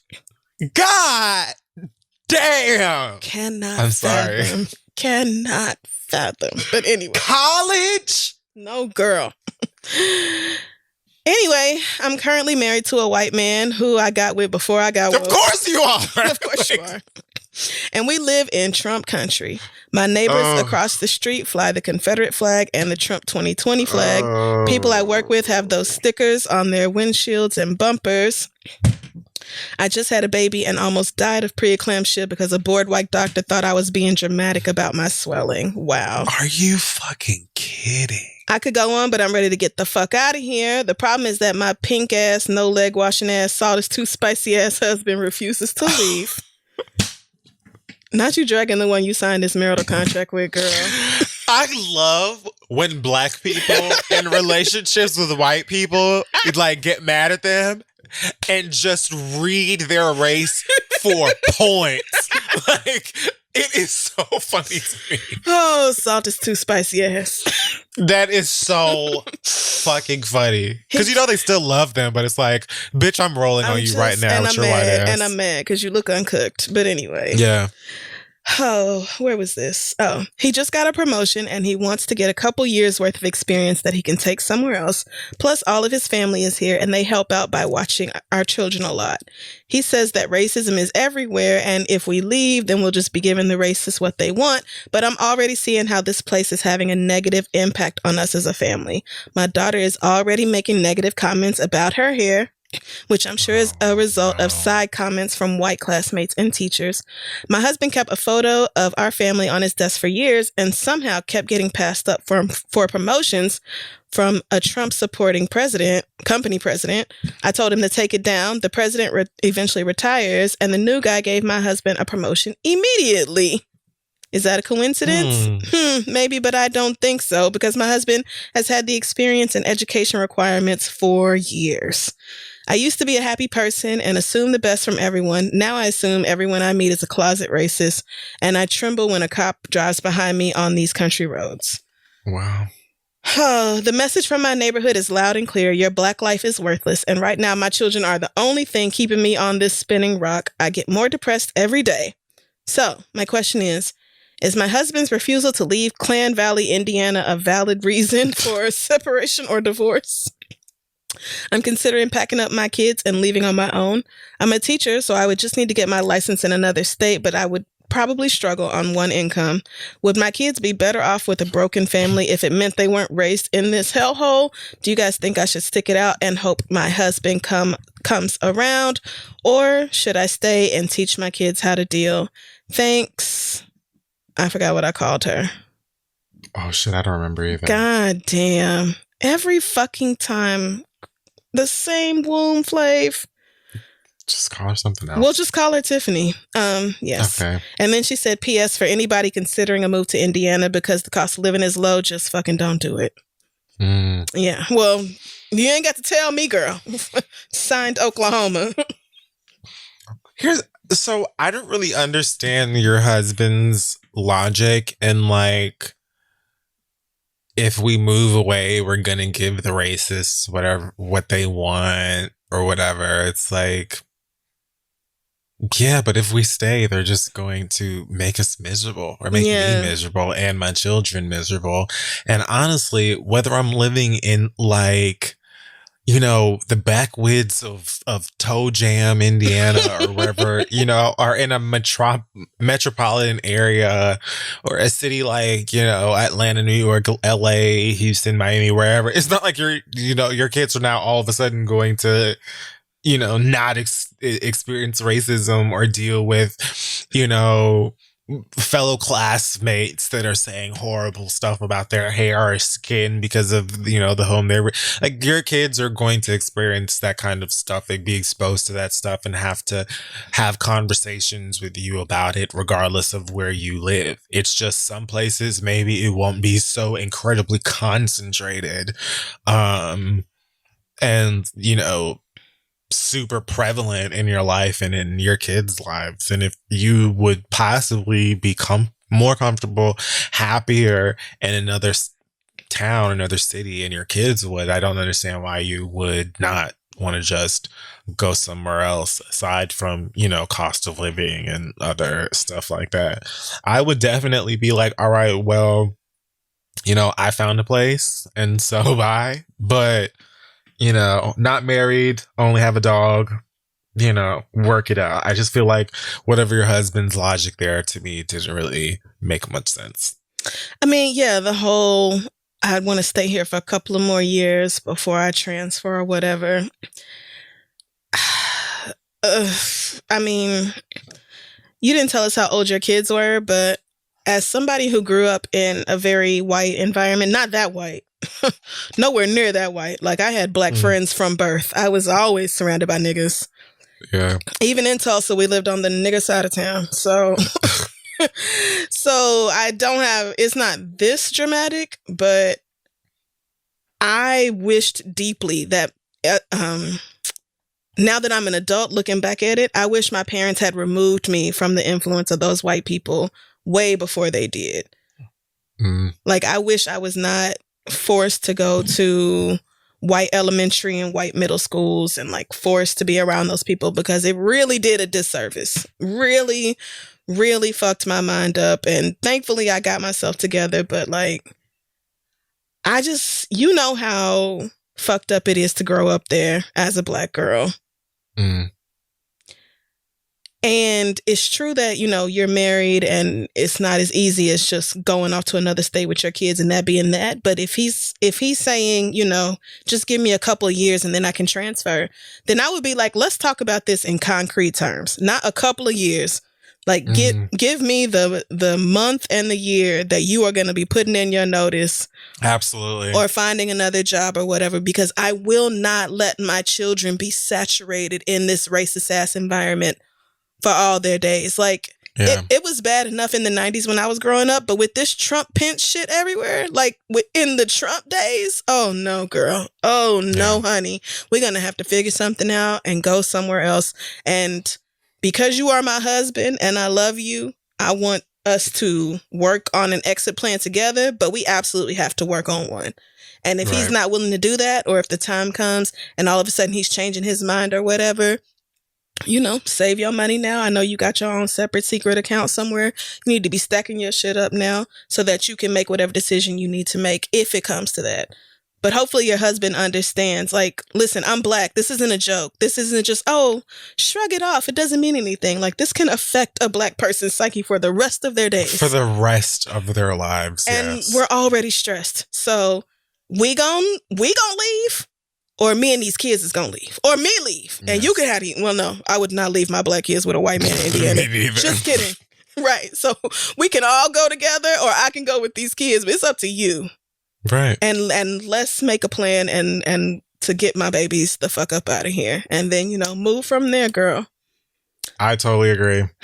Like, I would definitely be like, so I just came from Staples. I've got construction paper. I've got a bulletin board. I've got yarn. Guess what we finna So we're do? going to spend the next couple of hours coming up with an actual plan to get the fuck out of here.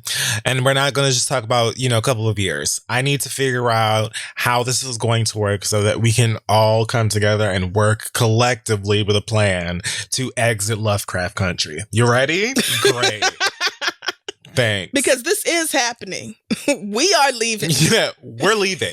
Like, it's just a matter me of and you my coming, children. right? Thank you. There it is. It's just whether or not you are coming. So you let me know. Whatever you need. All right. Best of luck to you, sis. Don't forget the listener letters were brought to you today by Hulu's new comedy series, Woke. All episodes premiering September 9th. Send your questions to asktheread@gmail.com. We'll be right back. Hey guys, this week's episode is also coming at y'all by way of ZipRecruiter, where you can go to find help hiring people who need jobs for your businesses. It's incredibly challenging to hire for, you know, the businesses that you guys own, you badass entrepreneurs, especially with everything else that's going on these days, social distancing, people not wanting to leave their damn house, you know, a lot of employers having to supply masks and stuff like that. But ZipRecruiter doesn't depend on candidates finding you. It finds them for you. You can actually kick your legs up and just say, hey, ZipRecruiter, I need some help with my business. And they'll be like, we got you, girl. Its technology identifies people with the right experience for your job and actively invites them to apply for it, which is why you should try ZipRecruiter for free at ZipRecruiter.com/theread right now. Okay. Through ZipRecruiter, you know, your company can hire everyone from all kinds of walks of life: accountants, project managers, scientists, whatever you need, astronauts, whatever. If you hire an astronaut, you can post on ZipRecruiter and get the candidate you need. So again, try it now for free. That is right, for free at ZipRecruiter.com/theread, ZipRecruiter.com/theread. All right, let's keep going. So listen, I'm doing a ton of online shopping right now. Who am I kidding? I do a ton of online shopping all of the time because I'm weird. But right now, more than ever, since, you know, leaving the house and going out in places like that is not my thing, I'm always shopping online. And Honey helps me out a lot. Because what it basically does, it's a browser extension that scours the internet for promo codes of all kinds as soon as you're, you know, doing your shopping wherever you're doing it. Imagine that you're shopping on one of your favorite websites. When you go to checkout, the Honey button that you've had installed will drop down, and all you have to do is click on apply coupons. You wait a couple of seconds and it's going to scour the internets for all kinds of coupons for the site that you're on. And if it finds a working coupon, you will just sit there and watch the price drop. That's literally it. You click a button and it's like, here is a cheaper version of the same thing that you were going to buy because technology. That's it. Honey supports over 30,000 stores online, ranging from sites with tech and gaming products to popular fashion brands and even to food delivery. I've had Honey installed on my my internet browser thing here literally way before they even started doing ads with us. Way because before. if I can get a discount or a deal of any kind for free, why would I not? It's just great. I'm going to take the extra 5 seconds to go check Honey right quick and see who's offering the biggest cash back or whatever. Like, I just love it, especially if I'm looking for gifts. Then it's just like, nothing better than getting something for you and something for me. Okay. True. So if you don't already have Honey, you could straight up be missing out on free savings. It is free and it installs in just a few seconds. So get Honey for free at joinhoney.com/theread. That's joinhoney.com/theread. Let them know we sent you. Let's get back to the show. We're back once again and finally, and it is now time for us to do the read. I will go ahead because I don't believe I have too much to say. I just wanted to give both of my middle fingers to the New York Post this week for having headlines about Kyle Rittenhouse, the 17-year-old gunman who decided to go to a protest, a Black Lives Matter protest, and shoot up a whole bunch of people because America.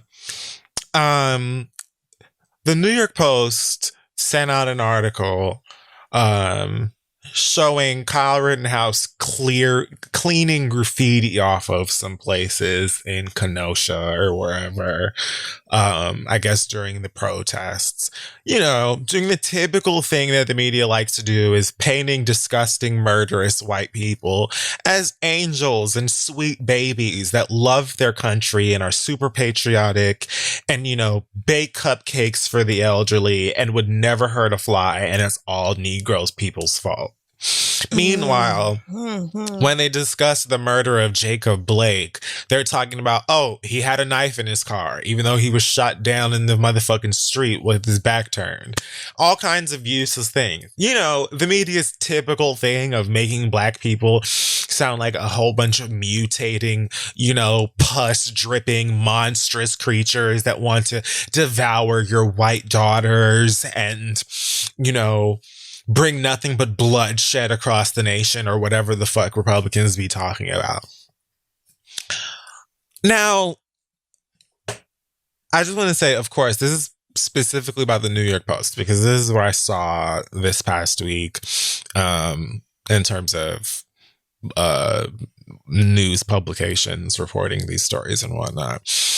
But I understand that this is a whole thing with lots of different media outlets. All y'all are basically owned by like 3 or 4 or 5 people. And I'm not interested. I don't appreciate or give a fuck about any of your shark-like blade suit wearing white ass oligarchy. All I want to say is that please, like, stop wasting our fucking time. Stop disrespecting the lives of black people who are like being murdered by police, by crazy ass white people at numbers that we can barely keep up with or count. Having a knife, having stolen something in high school, having a criminal record is not grounds for the death penalty.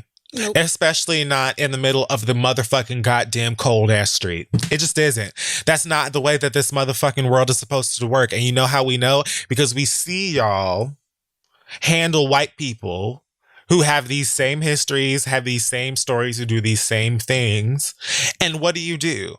You take them over to go get some Chick-fil-A sandwiches, possibly some Burger King, fries with no salt so they're fresh, and you kiki with them down at the station until you let them go. You know, like, so I don't want to hear anything else about this black person or that black person or that black person who had an attitude or who, had a record or who's been to jail or prison before or who, did some unthinkable thing when they were 15 or whatever the fuck. Because at the end of the day, none of that shit,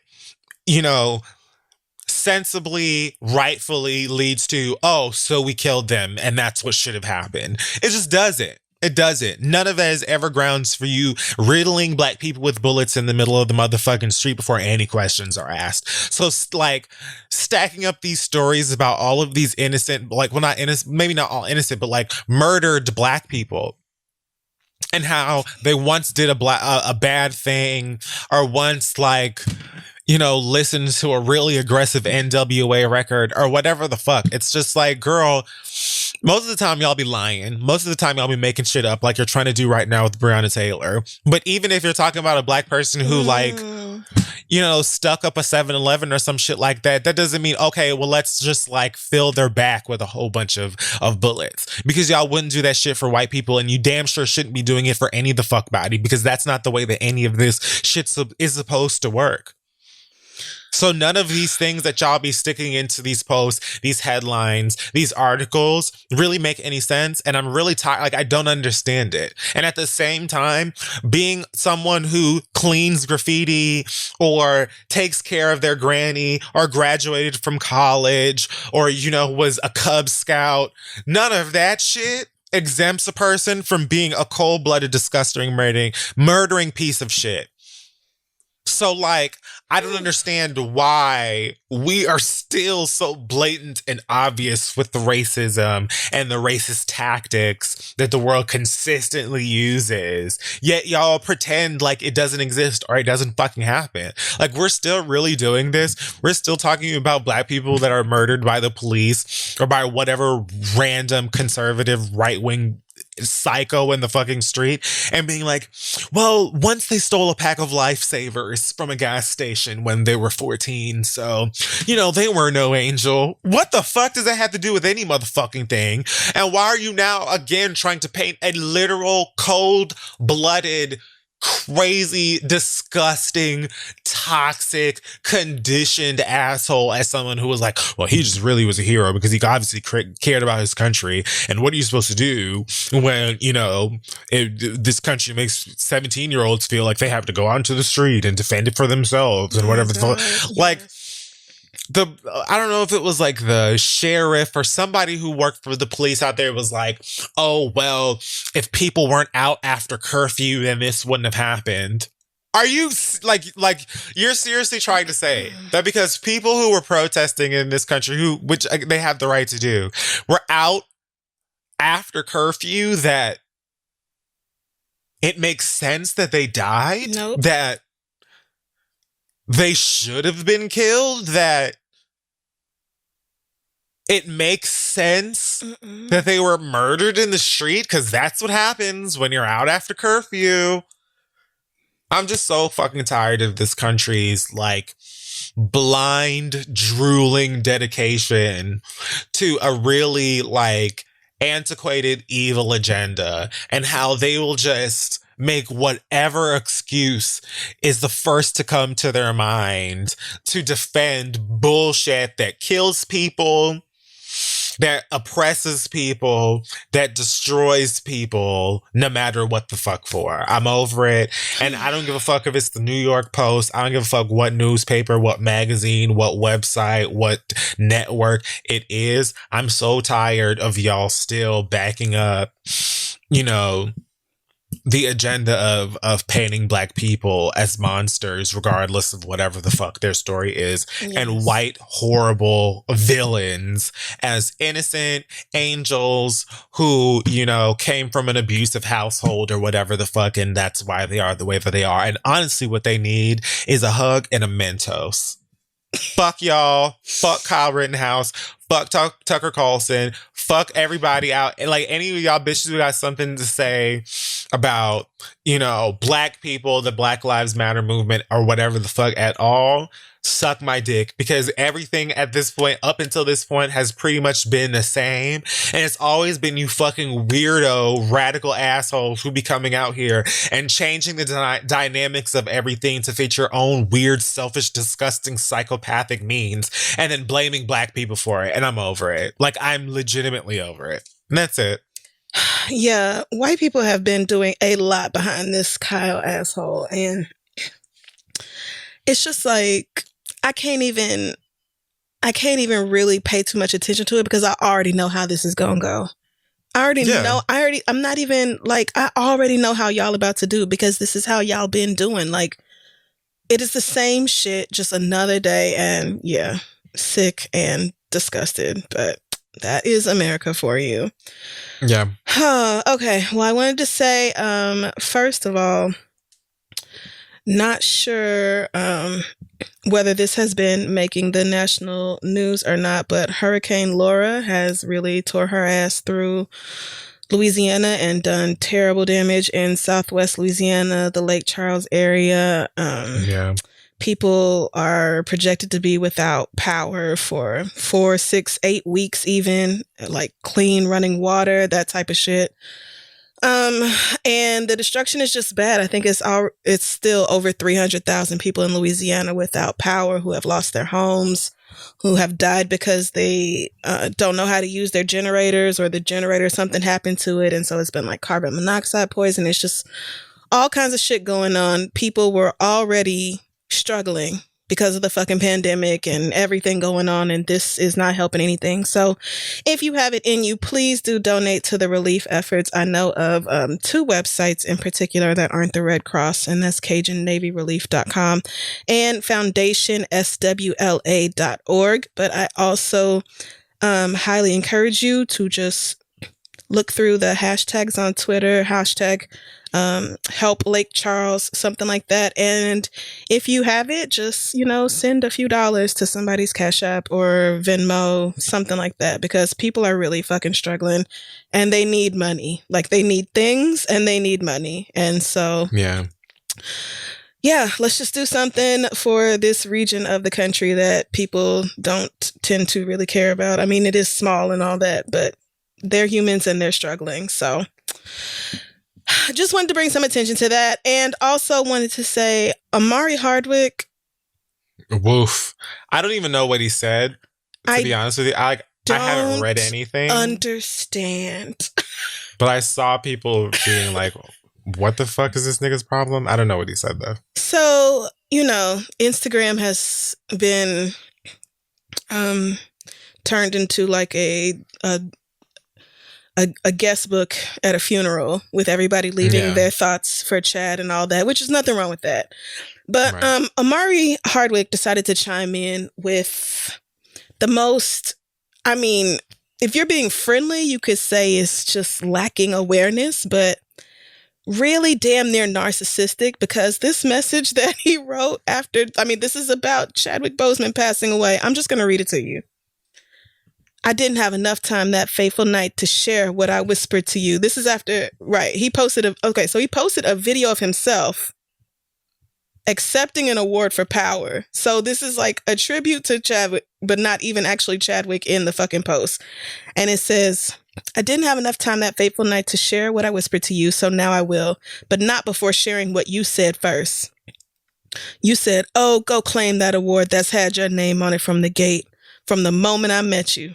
And I whispered back, thank you, Bose, for being the superhero I knew you were from the moment I met you. Then I quickly added, we still got to do that movie together. You replied, bet. I hear you whispering more than ever, my dearest brother of a Black Panther. One of my biggest honors was being one of your biggest competitors and an even bigger friend. Real? You are hugely missed, but I got you next to me even more on the rest of this run. A wise man told me this morning, in the kingdom, no crown is wasted. When one man drops his crown, another man picks it up. Pick it up, oh. Is this nigga out of his fucking mind? From King Chadwick to King Hardwick, I will do just that, my brother. Rest in your glory. Praying hands emoji. Eagle emoji. For reasons no one can understand. Crown emoji.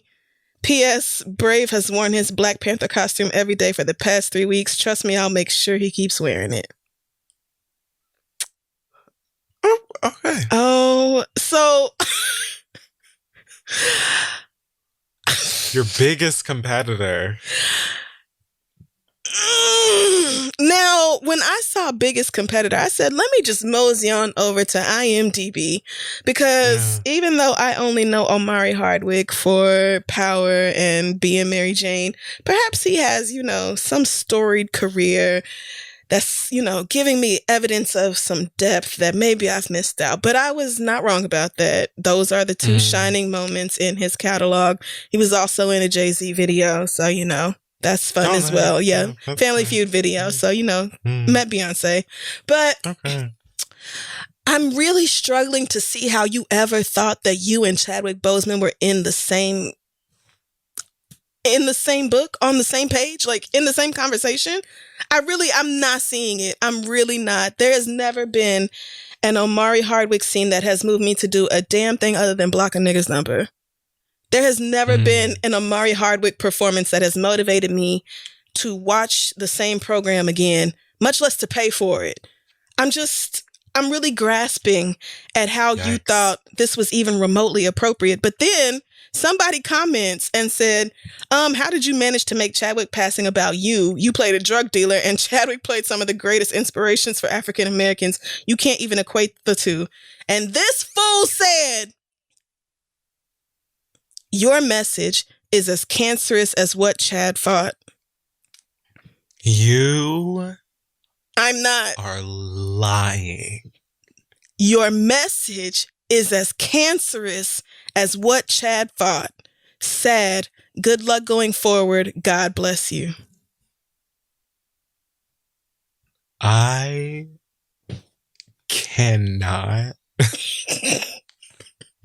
believe this. Sir, you took a very rational, a comment that I too would have made. Now, maybe it's mean, maybe it's not exactly, supportive of you. But it's a very good question. How did you manage to make Chadwick's passing about you? And then to put yourself in the same sentence, how dare you? And then to say that my comment is just as cancerous as what literally killed this man? Real, actual, fatal cancer. As real cancer that really just killed this man that we all really love? Are you kidding me? Nice. I said, okay, so Good job, Ghost. I vaguely remember us cussing out Omari Hardwick for something else on this show. Maybe it was being inappropriate with Beyonce. I think that's what it was. Something like that. So, my expectations are already in the fucking gutter. But when I saw that shit, I was like, okay, so this is somebody I just need to write off for the rest of my days. Like, I just don't never even need to hear or see nothing else from you, because the delusion was bad enough. It's already hard for me to deal with people who have delusions of their own importance. You're just enamored with this grandeur that you don't have. It's already hard enough for me to handle that. But then for you to turn around and make light of real cancer by saying that a critical comment is just as deadly. That's the portion for me. I said, get that nigger out of here. Like, the initial post is not great. It's not, but you could... it's not. It's like somebody who has really long arms could reach and say, oh, this was like the most powerful moment between the two of them for him and like his biggest memory. Yeah. And she is just trying to say that Chadwick was incredibly supportive. I don't think that the biggest competitor portion or the crown portion helps, but like you could skate around that if you wanted to be nice to people. But that cancer comment, it's too much. To me, is like, are you dumb? Yeah, no, I'm sorry. Wow. Chadwick was not only a better actor, but by other people's accounts, a better person. I'm not saying that. Other people have said it, just in the way they describe your behavior versus his. I'm not saying that. But I'm saying that's what I have ascertained. Like, I don't know where you found the nerve, and I may have written off the original post as, niggas will do a lot of showboating for social media, or niggas be grieving and sometimes things come out super wrong and, you know, you was just trying to share. But the fact that you came at that girl like that, making light of the thing that just killed Chad by calling her comment just as deadly, that's why I'm just like, okay, nope. A comment that wasn't even that bad, right? Of the violations you'll see on Instagram. It wasn't even that. I mean, these are valid questions that the young lady is bringing up. How you make this about you? How you put y'all in the same fucking conversation? That man played Thurgood Marshall and Jackie Robinson, and you talking about you picking up the crown? We're a girl to take it to stars, a nigga from Queens right? Or someplace. Like, what are you talking about? Homegirl actually stepped up to the plate and asked the question that was on all of our dockets. And said it in a nicer way than I would have. And so for you to react like that, it's just, don't say nothing else to me about that boy, because I ain't got it. Unfucking believable. You ought to be ashamed.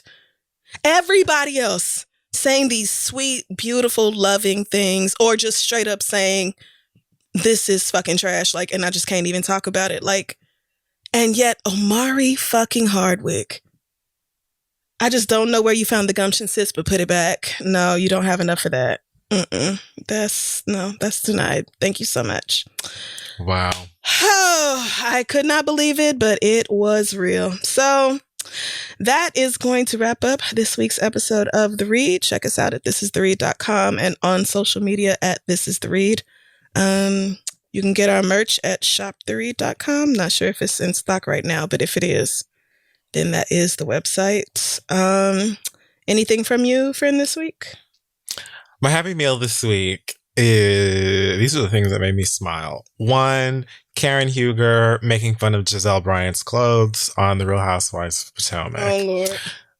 Two, singer / comedian on Instagram, KD_French, and her song, The Fridge Again, or I'm at the Fridge Again. Go to her Instagram. It was posted on August 12th, and it was expertly sung as well as funny as fuck.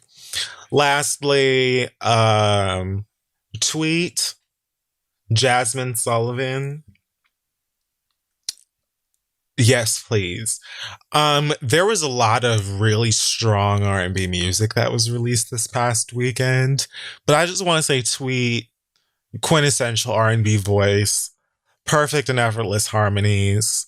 Voice has stood the test, the test of time and industry shenanigans. And Jasmine Sullivan, once again, full open soul, via MP3 or M4A. Mm-hmm. I love them. Both of those songs gave me what I needed in terms of music and melody. Toni Braxton's album sounds really good, and there's some other ones I still need to listen to. But those are the things that made me smile and feel good. And hopefully you have found something to make you smile and feel good as well. Oh, yes. Something else I saw that you might really like. Do you know who Young BBQ is? That girl who be dancing. You don't know Young BBQ? She is hilarious. This nigga, when I say this nigga be dancing her ass off, anyway, she did The Rain, Missy's song The Rain, in the actual rain. Okay. And yes. Missy posted the video on her Instagram. So if you have not seen that, go check it out, because she fucking killed it. It's so good. And I just love her. Yeah. Like, I don't know how she is funny while she does this shit, but it is just everything. So shout out to Young BBQ, and go follow her and check out her videos if you need a little laughter and sunshine in your life. Oh my God. And also The Council. Do you know what The Council is? No, it sounds like something for witches. So, no, it's this girl who, I'm sure she started on TikTok, but she basically does these videos where she's talking as like a different part of herself. So like her brain, her pussy, her heart, her common sense, cute. Her logic. Right. So all of the characters make up The Council, and her videos are just fucking hilarious. So search for The Council. It's Council with a K, Kouncil, but she is so, so funny, and I love her stuff too.